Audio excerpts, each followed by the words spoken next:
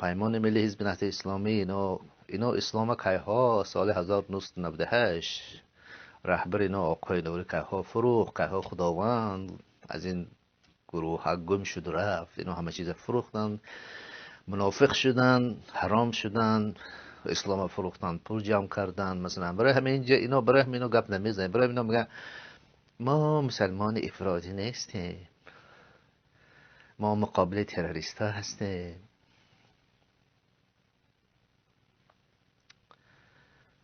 برای همین گفتیم فقط یک دکترینا، فقط یک عقیده وجود داره که در این جزئیاتش اینا بین خود گپ زنک میکنن، اما میبینی که عقیده که کبیری داره، عقیده که دیگرو داره، همون یک عقیده است. یک عقیده خدا بیخبری، یک عقیده ترسیدن از اسلام، یک عقیده گفتیم رفتن به سوی اون کشورهایی که امروز در حال فروپاشی، در حال تنزل است.